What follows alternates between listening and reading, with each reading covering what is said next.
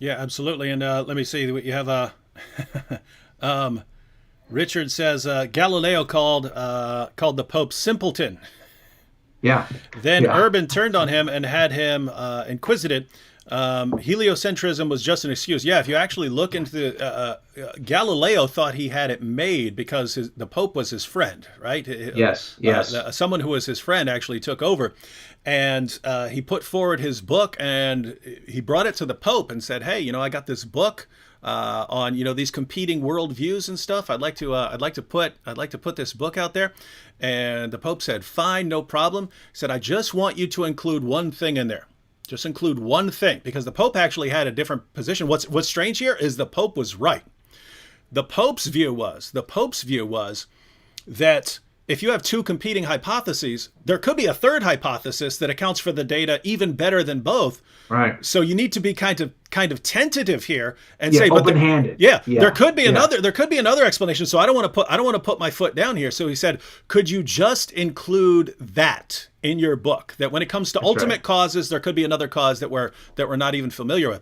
And it's right, because Galileo's defending the Copernican model, which is actually That's wrong. right. This is actually wrong. Right. That's right. It was better than the geocentric model, but it was still wrong.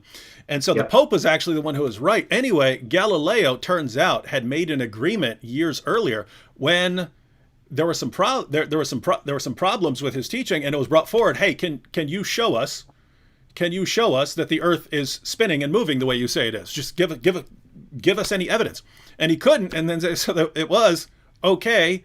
Then stop teaching it. Sign this contract. Say you're not teaching that because you can't show that this is actually the case. Because Right. guys, we're all from a time when we take this stuff for granted. Keep in mind, if you're talking about centuries ago, and you say, hey guys, we're spinning at 1,000 miles an hour right now, and we're hurtling through space much faster than that. Did you know that? I mean, that sounds insane. That sounds Yeah. Yeah. completely Right. insane and idiotic. You sound like a crazy person.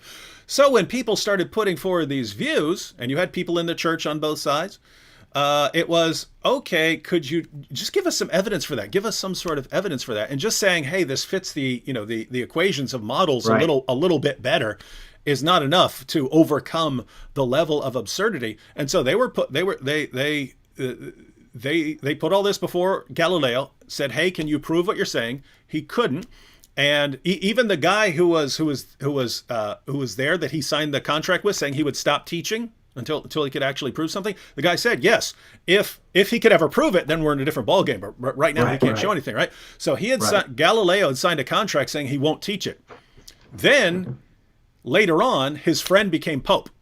And he said, "Great, now I've got the Pope in my pocket." So he goes to the Pope and says, "Hey, you mind if I teach this book? I mean, you mind if I publish this book?" Pope says, "Yeah, sure, great. Just include that one little idea." So what happened was Galileo didn't bother to mention to the Pope that I'd already signed an agreement that I would not teach this. And two, he did put that quotation in. It was just almost a direct quotation from the Pope about not knowing ultimate causes, and so we just have to be humble and understand that we don't know Right. these things.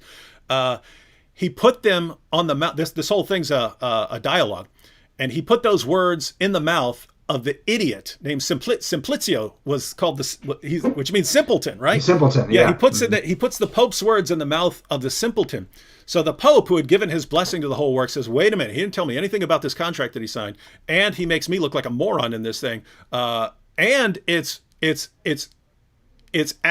following the Protestant Reformation, when everyone's freaking out about how we keep people under control and from thinking they can come up with their own interpretations of Scripture. And Galileo's going around, "I don't need you guys. I don't need you theologians. I don't have to Right. listen. Right. I don't have to listen to this guy. I can figure all this stuff out myself."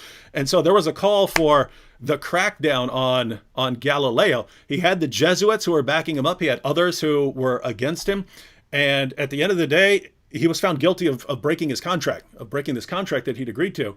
And his ultimate sentence was house arrest. And so Yes. the ultimate example of this eternal warfare between church and science is that a man who insulted the Pope, violated a contract, ticked everyone off because he was the best trash talker of his time, got put on house arrest.